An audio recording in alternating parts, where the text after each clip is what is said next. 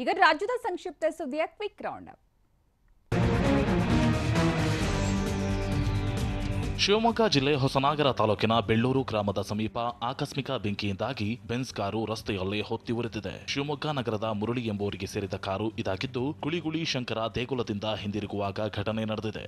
ಕಾರಿನಲ್ಲಿದ್ದ ಇಬ್ಬರು ಬಚಾವಾಗಿದ್ದಾರೆ.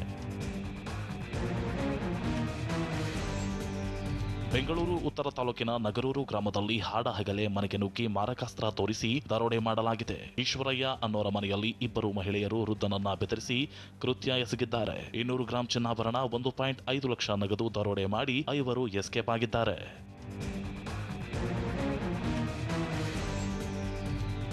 ಬೆಳಗಾವಿ ಜಿಲ್ಲೆ ಚಿಕ್ಕೋಡಿಯ ಪ್ರಭುವಾಡಿಯಲ್ಲಿ ಅಡುಗೆ ಅನಿಲ ಸೋರಿಕೆಯಾಗಿ ಮನೆ ಹೊತ್ತಿ ಉರಿದಿದೆ.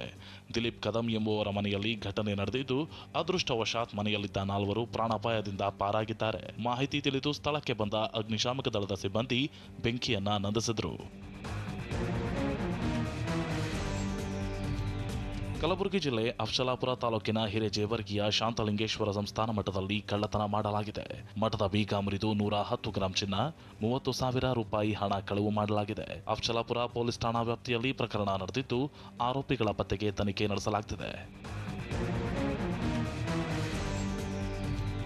ಕೊರೋನಾ 3ನೇ ಅಲೆ ಆತಂಕದಲ್ಲಿ ಶಾಸಕರೇ ಕೊರೋನಾ ನಿಯಮಗಳನ್ನು ಗಾಳಿಗೆ ತೂರಿದ್ದಾರೆ.